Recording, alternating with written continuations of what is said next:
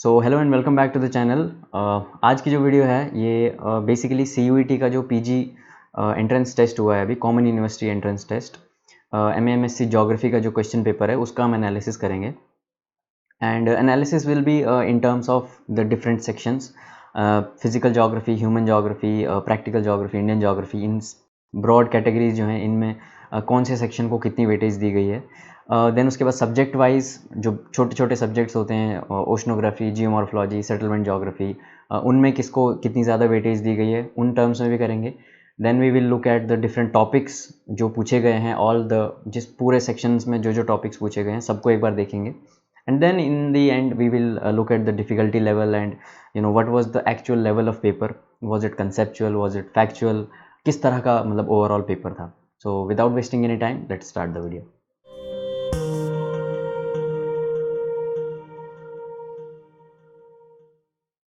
So first of all, this is our YouTube channel. You can subscribe to the channel, and if you have any type of query or question, so you can reach out to us on Instagram, Facebook. You can also email us. और ये हमारा Telegram का official channel है जिसमें हम सारे latest notices, different type of polls, important information, PDFs वगैरह वो सारी चीज़ें इसमें शेयर करते हैं. तो यू कैन ज्वाइन दिस. तो अब चलो इम्पॉर्टेंट टॉपिक जो है आज का उसकी बात करते हैं. सो फर्स्ट ऑफ ऑल, आप जो देख सकते हो जो ब्रॉड कैटेगरीज हैं, the human geography, the physical geography, practical geography and geography of India. तो most of the questions this year were asked from human geography, then which is 20 questions were asked from physical geography, 16 questions from practical geography and 9 questions from geography of India. तो general जो pattern होता है, क्या ये same वैसे ही आया है और इज इट एनी डिफरेंट? तो सबसे पहले तो यही समझने वाली बात है that every year 60 to 65% of the question paper is from these two sections, human geography and physical geography. तो इस बार भी अगर आप देखोगे तो टोटल 75 में से 50 क्वेश्चंस जो हैं वो इन सेक्शन से पूछे गए हैं. So that means again it is very close to what is being asked.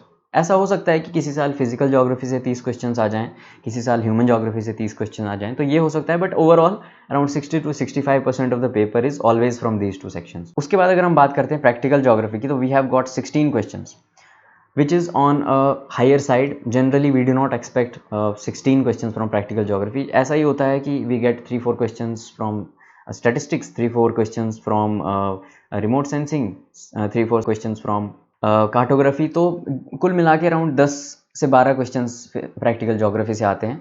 But जो ट्रेंड अब आ रहा है, जो भी एंट्रेंस एग्जामिनेशंस में देख रहा हूँ मास्टर्स की, MA ज्योग्राफी, MSc ज्योग्राफी के, तो प्रैक्टिकल ज्योग्राफी को थोड़ी ज़्यादा वेटेज दी जा रही है. And Indian geography we have got about 9-10 questions. तो again this is on the lower side. यहाँ पे भी आप expect कर सकते हो एटलीस्ट 10 to 15 questions पूछे जा सकते हैं. तो अगेन यहाँ पे भी 10 से 15 क्वेश्चन पूछे जा सकते हैं. So this is the broad overview कि क्या सेक्शन वाइज हुआ है. Now let's go and check कि सब्जेक्ट वाइज कौन से सब्जेक्ट में कितने ज़्यादा क्वेश्चन पूछे गए हैं, what is the different weightage. तो यहाँ पे आप क्लियरली देख सकते हो कि जैसे ह्यूमन ज्योग्राफी से ज़्यादा क्वेश्चंस हैं. जोग्राफिकल थॉट को I have kept in human geography. Basically ये ना ह्यूमन ज्योग्राफी ना फिजिकल ज्योग्राफी, किसी का पार्ट नहीं है. You can keep it separate also, but I have kept it in human geography. तो 11 क्वेश्चन फ्रॉम जोग्राफिकल थॉट.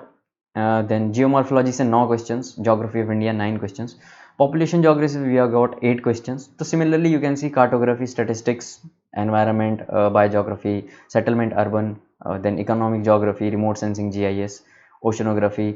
तो प्रैक्टिकल ज्योग्राफी के जो सारे सेक्शंस हैं, cartography, statistics, remote sensing, GIS, तो ये सारे मिला के देर आर अबाउट 14, 15, 16 क्वेश्चंस. ठीक है. तो दिस थिंग. उसके बाद अगर हम बात करें, कुछ अलग सेक्शंस होते हैं, जैसे डिज़ास्टर मैनेजमेंट होता है, रीजनल प्लानिंग, रूरल डेवलपमेंट और सोशल ज्योग्राफी होता है. तो क्लियरली उन सारे सेक्शन से there are no direct questions. So there are about 0 questions from these sections. We have also political geography. तो इनसे कुछ खास क्वेश्चंस आए नहीं हैं इस बार. अब अगर बात करें इस पैटर्न की, क्या ये वाला pattern is it close to the reality जैसा इन जनरल पेपर आता है या नहीं? तो देखो यहाँ पे जो ज्योग्राफिकल थॉट है इससे 11 question, which is on a very high side. Generally you can expect at least 5 to 6 questions, but 11 questions आए हैं, विच इज़ वेरी हाई. अब ये 11 क्वेश्चंस कहीं ना कहीं किसी और सब्जेक्ट में कॉम्प्रोमाइज़ हुआ होगा, तो you can C climatology which is a very important section, जिसमें से you can expect at least 10 questions every year, तो वहाँ 3 क्वेश्चंस ही हैं सिर्फ, और यहाँ पे 11 क्वेश्चंस हो गए। सो थोड़ा बहुत shuffling, that is why physical geography का वेटेज थोड़ा कम हो गया है। सिमिलरली जियोमॉर्फोलॉजी में 9 questions which is again on the lower side, at least you can expect 10 to 15 questions from year. Geography of India again थोड़े ज़्यादा एक्सपेक्ट कर सकते हो। पॉपुलेशन ज्योग्राफी से 8 question is a very high number, यहाँ पे आप 5 एक्सपेक्ट कर सकते हो on an average. Cartography statistics दोनों में थोड़े ज़्यादा हैं, generally 3 to 4 questions, 3 to 4 questions इनसे आते हैं। Environment biogeography 5 questions. Settlement and urban geography से you can expect at least 6 to 7 questions in some years. और इकोनॉमिक ज्योग्राफी बाकी देखो ऑलमोस्ट सब ठीक है। ओशनोग्राफी से भी you can expect at least 5 questions, but oceanography in itself is a smaller section, there are only hardly 5-6 chapters, और generally questions easy होते हैं इस एरिया से, तो बट आई विल ठीक, it's okay, 3 questions are fine, but you can expect 5 questions. And again agricultural geography 3 questions. So the general trend is कि कुछ sections जो हैं उनकी वेटेज कम है, लेकिन उसमें से ज़्यादा क्वेश्चंस पूछे गए हैं, बट कुछ सेक्शंस जैसे क्लाइमेटोलॉजी हो गया या सेटलमेंट एंड अर्बन ज्योग्राफी हो गया, जिनमें से जनरली ज़्यादा क्वेश्चंस आते हैं, बट इस साल क्वेश्चंस कम पूछे गए हैं। बट डज इट मीन कि क्वेश्चन पेपर में गड़बड़ थी या क्वेश्चन पेपर ख़राब था, वो हम अभी नेक्स्ट में डिस्कस करेंगे स्लाइड में। और अगर हम टॉपिक्स की बात करते हैं सबसे पहले, तो 2 चीज़ें होती हैं। जनरली क्या होता है कि या तो ऐसा होता है कि टॉपिक्स जो आपने अपनी कन्वेंशनल बुक्स में पढ़े होते हैं, उस तरह के क्वेश्चंस होते हैं, या ऐसे टॉपिक्स से क्वेश्चंस आ जाते हैं कभी-कभी पेपर में कि आपको ऐसा लगता है कि यार ये तो हमने we have not even seen these type of questions anywhere. Topics भी नहीं हमने सुने होते हैं कभी-कभी। तो ये टॉपिक्स यहाँ पे डिस्कस करने का मेरा मोटिव यही है कि सो दैट यू अंडरस्टैंड कि रेलेवेंस क्या होता है बेसिक रीडिंग्स का, बेसिक बुक्स का। और वो कुछ होते हैं ना shortcuts. Many of you ask me, sir एक बुक बता दो, सर क्या हम नेट जेआरएफ के पेपर सॉल्व करें तो हो जाएगा, या हम प्रीवियस पेपर सिर्फ करें तो हो जाएगा, या कोई एक सिंपल ऐसी बुक बताओ। चलो थोड़ा देख लेते हैं what are the different topics that are being asked. तो ह्यूमन ज्योग्राफी में सबसे पहले हम बात करते हैं ज्योग्राफिकल थॉट की। तो क्या क्वेश्चंस पूछे गए हैं किन टॉपिक्स पे, तो ग्रीक ज्योग्राफर्स पे आया है, हेरोडोटस पे आया है, feminist geography, positivism, pragmatic geography, then we have question on Levenserum, mental maps, topophilia, behavioral geography, James Hutton and American School. So clearly if you have studied any single book on geographical thought, so you will be very easily able to solve at least 60 to 70% of these questions. ऐसा होगा at least you will be able to eliminate options in the entrance exam. ऐसा नहीं होगा कि आपने इनमें से कोई भी टॉपिक है या कोई भी टर्म है जो आपने ना सुनी हो। सो वेरी कन्वेंशनल अगर आपने बुक पढ़ी है कोई भी, तो again.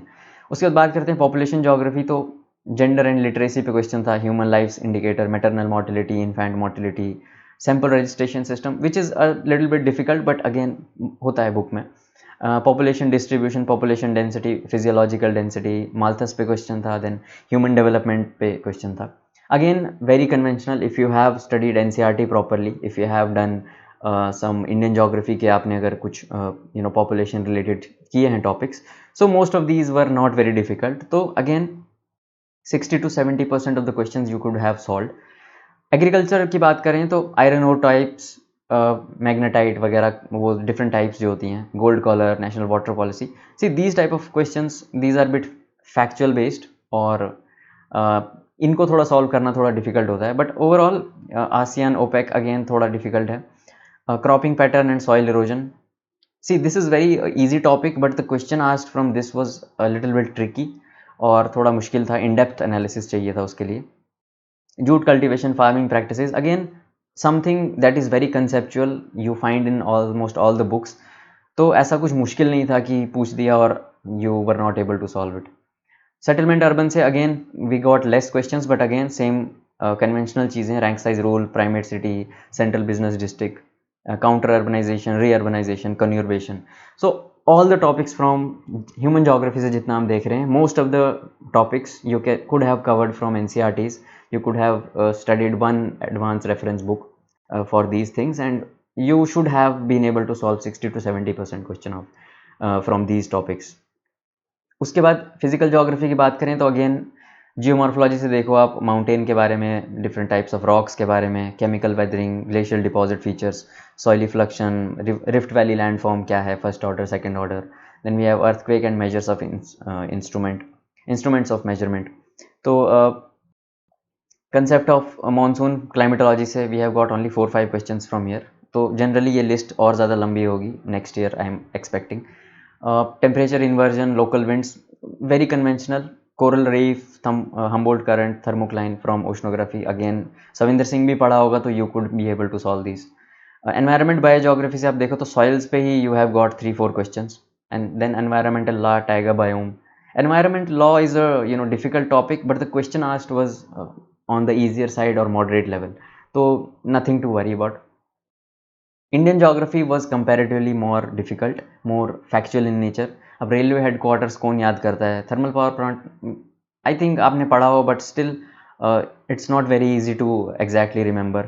Bauxite production, we remember iron and steel, coal ऐसी चीज़ें हम थोड़ा याद रखते हैं, बट bauxite again little bit difficult. First fertiliser plant वगैरह, तो ये सारी चीज़ें फैक्चुअल थी. सो you could have solved only 50% around questions from this. And अगर practical की बात करो तो 60% से 70% of the topics were from NCERT. GIS का अगर आप देखो, बफर ओवरले क्या होता है, रिमोट सेंसिंग रेजोल्यूशन क्या होता है, spectral signature, this thing, remote sensing process का सीक्वेंस क्या होता है, these things are given in the NCERT. What is weather map is given in the NCERT. Loxodrome is in NCERT. ISONEF.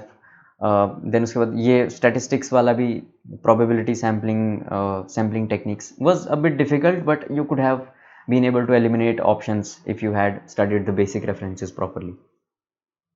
उसके बाद बात करें ये जो सप्लीमेंट्री टॉपिक्स होते हैं, सोशल ज्योग्राफी हो गया, rural development, regional planning, political geography, तो again no direct question from this. कुछ होगा भी तो I have added it in, क्योंकि बिल्कुल कोर इसमें से नहीं पूछा गया था. So this is the topic wise analysis की क्या क्या टॉपिक्स वगैरह पूछे गए हैं. Now what is the takeaway from all this analysis, हमको क्या समझ में आया क्वेश्चन पेपर के बारे में. So first, the quality of paper was very good and it was very balanced. जैसा कि आपको दिखाया मैंने यहाँ पे, ऑलमोस्ट ऑल द सेक्शंस वर मोर और लेस एक्यूरेटली रिप्रेजेंटेड. ऐसा नहीं था कि जोग्राफिकल थॉट से ही 20-30 क्वेश्चन आ गए, या some years it has happened कि जियोमॉर्फोलॉजी से 35-30-40 क्वेश्चन आ गए हैं किसी एंट्रेंस में. सो उस तरह का स्क्यूड पैटर्न नहीं था. Almost all the important section were adequately represented. तो ये वाली चीज़ थी. देन उसके बाद most of the questions were conceptual in nature and were very geography specific. ऐसा नहीं था कि जी के टाइप और उस तरह के क्वेश्चन थे.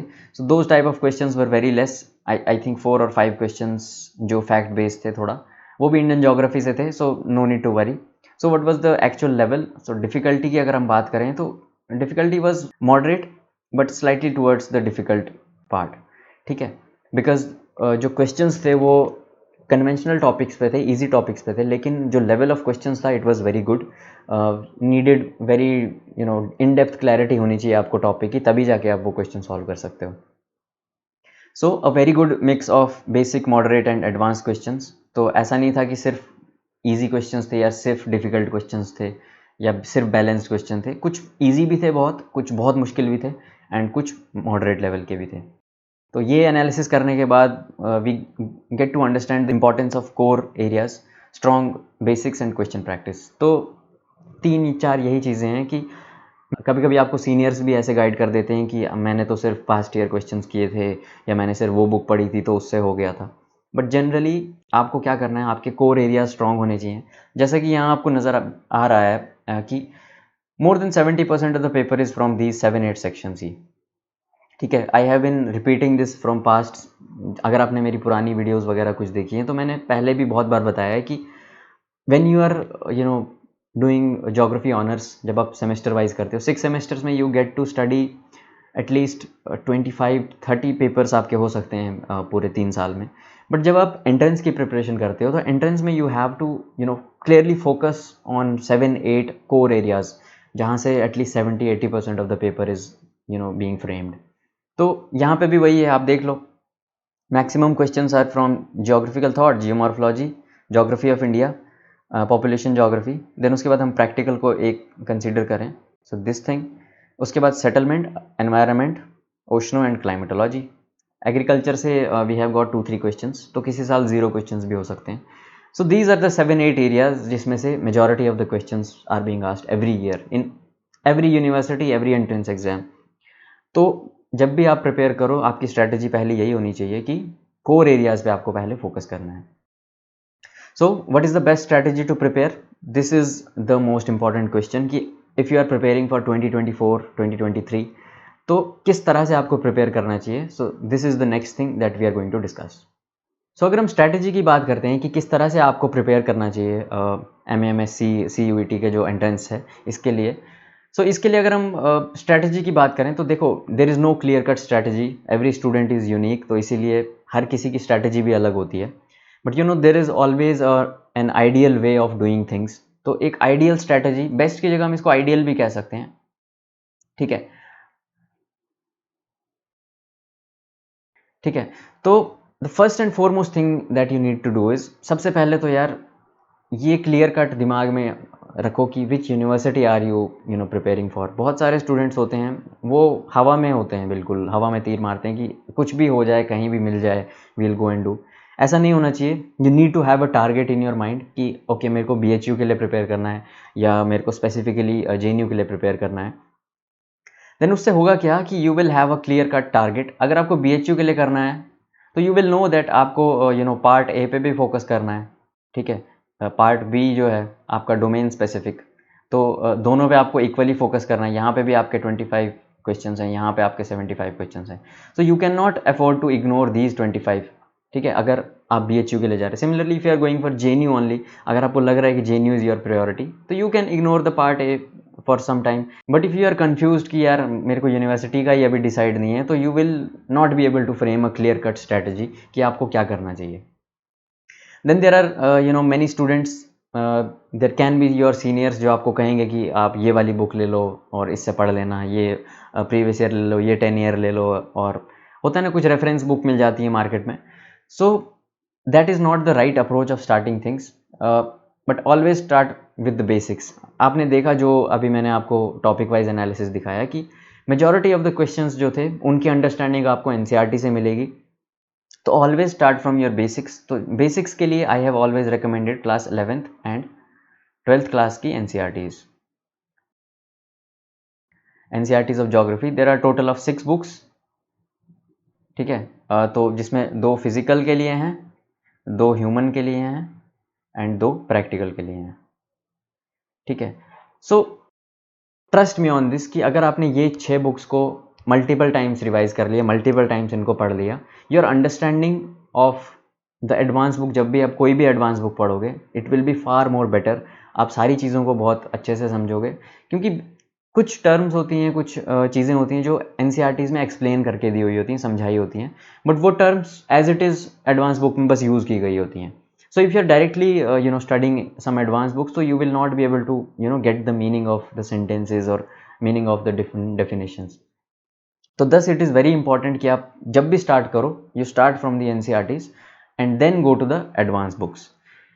उसके बाद आइडेंटिफाई कोर एरियाज। मैंने आपको अभी पहले भी बताया कि सेमेस्टर वाइज जब आप पढ़ते हो तो 20-25 सेक्शंस पढ़ते हो, 20-25 डिफरेंट सब्जेक्ट्स होते हैं। But when you are preparing for entrance exam, तो एंट्रेंस एग्जाम के लिए आपको हमेशा you have to identify core areas. मैंने आपको बताया अभी पीछे स्लाइड में कि there are 7-8 core areas of geography जो एंट्रेंस के लिए बहुत रेलिवेंट हैं। तो हमेशा उनसे स्टार्ट करो, उनमें जो चीज़ आपको इंटरेस्ट करती है हमेशा उससे पढ़ना स्टार्ट करो। तो that will be very helpful कि तो वही है 7-8 सेक्शन। जियोमॉर्फोलॉजी, फिजिकल ज्योग्राफी के सेक्शंस हो गए। Then you have geographical thought, you have settlement urban geography, you have practical geography, तो ये सेक्शंस हैं। उसके बाद there are some of the students who focus on coverage and some are the students they focus only on consolidation. इसका सबसे बढ़िया example ये है कि for example there is one student who only thinks कि यार मैं एक बुक पढ़ लेता हूँ, उसी को मैं मल्टीपल टाइम रिवाइज कर लूँगा, तो that will be very good for me, सब याद रहेगा। एंड कोई एक ऐसा स्टूडेंट भी होता है जो सोचता है कि ओके फिजिकल ज्योग्राफी के लिए मैं NCERT भी पढ़ लेता हूँ, सविंदर सिंह भी पढ़ लेता हूँ, मैं GC लियोंग भी कर लेता हूँ, मिड सिंपल भी कर लेता हूँ। So there are 2 type of students in this category. But आपको क्या करना है, if you really want to qualify this entrance exam, तो दोनों में से एक स्ट्रैटेजी को आपको कभी भी फॉलो नहीं करना है। You have to get the best of both the worlds, ठीक है। तो दोनों चीज़ों पे you have to focus on both of these. तो कैसे होगा वो चीज़? It is not very easy to do, but yes it is very much possible. आपको करना क्या है, you first make one primary reference book, ठीक है। जैसे फिजिकल ज्योग्राफी का एग्जांपल लिया तो सविंदर सिंह ले लो फॉर एग्जांपल। सविंदर सिंह की फिजिकल ज्योग्राफी आपने ले ली जो प्राइमरी रेफरेंस बुक, मैं सजेस्ट भी यही करता हूँ कि सविंदर सिंह को आप प्राइमरी रेफरेंस बुक बनाओ।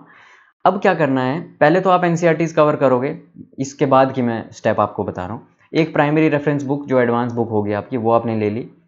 But there are more number of books, आपके पास जीसी लियोंग भी है, आपके पास मेड सिंपल भी है। तो आपको करना क्या है, आपको इस बुक को इन सारी बुक से सप्लीमेंट करना है, ठीक है। फॉर एग्जाम्पल आप लैंड फॉर्म्स प्रिपेयर करो, ये प्रिपेयरिंग आप रिवर लैंड फॉर्म्स अगर प्रिपेयर कर रहे हो, ठीक है। तो लैंड फॉर्म्स में क्या होगा कि सविंदर सिंह में आपको 5 लैंड फॉर्म्स दिए हैं, लेकिन अगर आप जीसी लियोंग पढ़ो तो इसमें ये 5 भी दिए होंगे प्लस 2 एक्स्ट्रा लैंड फॉर्म्स आपको दिए हुए होंगे। Similarly you go to made simple, तो उसमें क्या होगा कि ये 7 दिए होंगे या नहीं दिए होंगे, प्लस कोई एक एक्स्ट्रा लैंड फॉर्म दिया होगा, या ऐसा भी हो सकता है कि सविंदर सिंह में 7 हों, यहाँ पे 4 ही दिए हों। तो ऐसा होता है कि एक स्टूडेंट है जिसने सिर्फ जीसी लियोंग को रेफर किया कि मैं I will only study GC Leong for physical geography, but जब एग्जाम में क्वेश्चन आया वो वाला लैंड फॉर्म आ गया जो सविंदर सिंह में दिया हुआ था। So that is why coverage वाला जो स्टूडेंट होता है उसको भी दिक्कत हो सकती है, क्योंकि उसने 4 रेफरेंसेस 4 बुक्स पढ़ेगा तो रिवाइज कब करेगा। तो ऐसा भी हो सकता है कि उसको चारों में से कुछ भी ना याद रहे।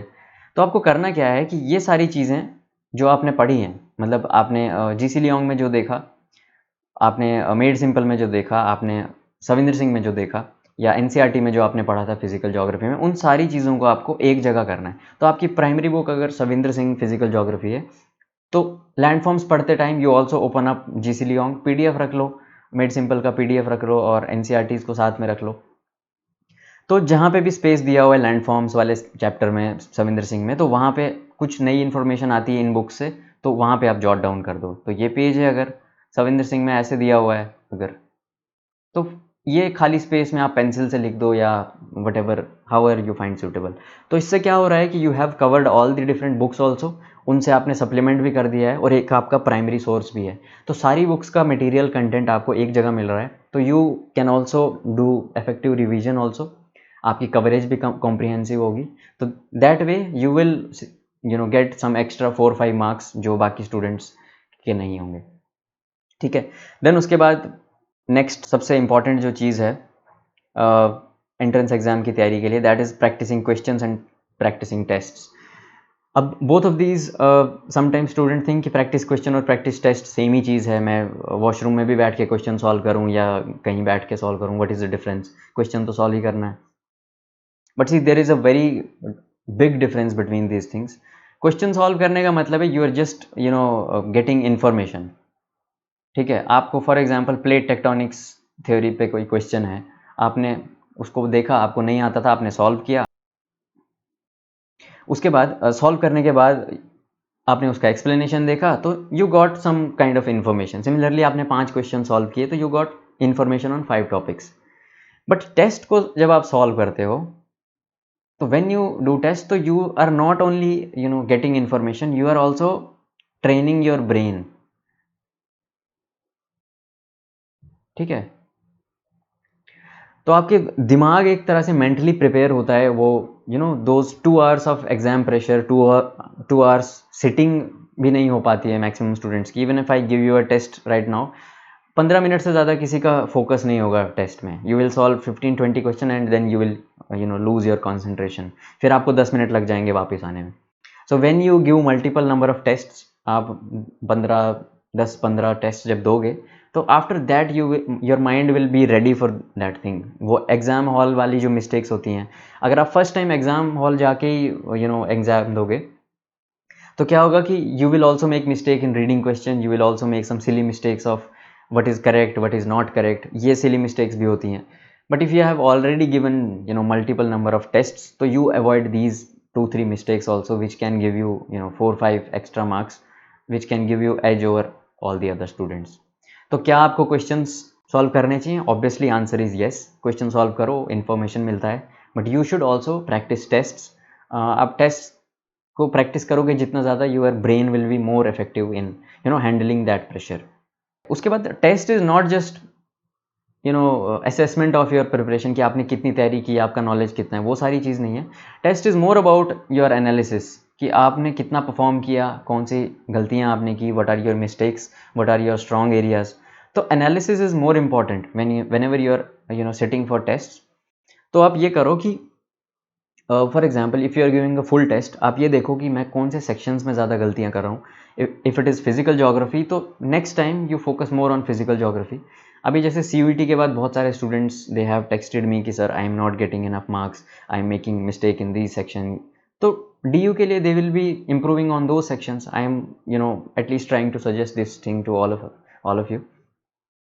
तो analyse your mistakes, analyse your performance कि आप कहाँ सही परफॉर्म कर रहे हो, कहाँ गड़बड़ परफॉर्म कर रहे हो. एंड देन उसके बाद एनालिसिस के बाद you always have to strengthen your weaknesses first. बहुत बार क्या होता है कि we always go with the flow according to what our brain says. हमारे दिमाग को इट लाइक्स ह्यूमन जोग्राफी, तो वट विल यू डू, आप दोबारा से ह्यूमन जोग्राफी पढ़ना स्टार्ट करोगे. No matter what your performance is. हो सकता है आप ह्यूमन जोग्राफी में बहुत अच्छे हो, लेकिन if you like it reading, you will again start reading human geography. तो करना क्या है कि whatever your weaknesses, for example you get very less questions correct in practical geography or Indian geography, तो next time when you start preparing तो you start from those. ठीक है, तो practical से start करो next time, Indian geography से start करो next time. So these are the thing that you need to focus on while doing the preparation. उसके बाद